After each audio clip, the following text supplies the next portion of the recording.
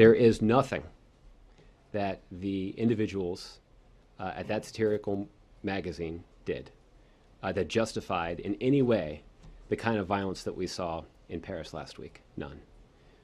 That is, I think, the most important principle that's at stake here. At the same time, it would not be the first time that there has been a discussion in this country about the kinds of responsibilities that go along with exercising the right to freedom of speech. All right, folks. So nothing justifies the violence, but welcome to Give Me Five.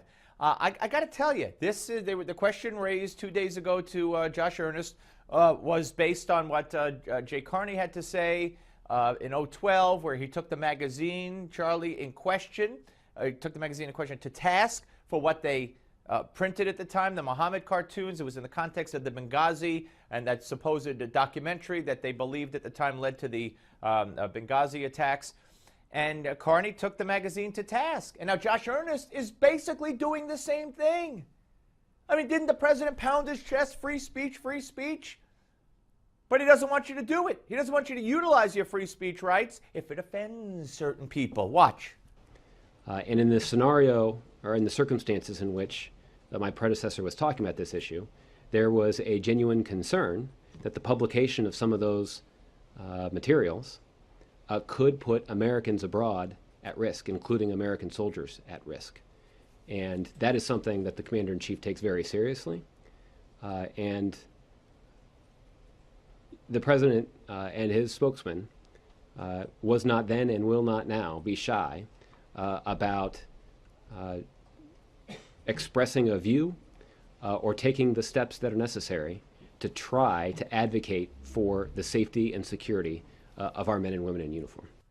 All right, look, so you're telling me that you're going to advocate against anti-jihad, I don't know, anti-Muslim articles, cartoons, documentaries, films, anything that might insult the radical Islamists because you're afraid they're going to hurt our military? So they win? What is this? This is the United States government. This is the President of the United States now speaking through Josh Earnest. More.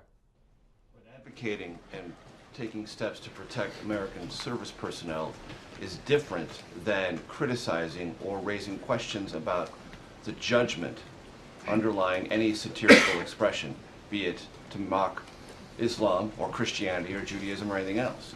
Where do you draw the line? Well, I think it depends on the scenario. I think not an absolute support or satirical mockery of any institution on this planet. I think there are a couple of absolutes. The first is that the publication of any kind of material in no ways justifies any act of violence, let alone an act of violence that we saw on the scale in Paris. Okay. But there's a big looming but coming next. And it's absurd. It's insane. It's waving the white flag. And this isn't a business making a decision to wave the white flag. This is the United States government. Watch. This president, as the commander-in-chief, believes strongly in the responsibility that he has to advocate for our men and women in uniform, particularly if it's going to make them safer. And the president takes very seriously his responsibility as commander-in-chief to do that. And that's something that we're going to continue to do in the future. Those are the absolutes, or at least two of them. But when we are confronted with these kinds of scenarios where we're balancing basic rights alongside very important responsibilities that must also be exercised, it's going to always depend on the scenario. But what won't change is our view that freedom of expression in no ways justifies an act of violence against the person who expressed a view. And the president considers the safety and security of our men and women in uniform to be something worth fighting for. So that's going to be the excuse going forward.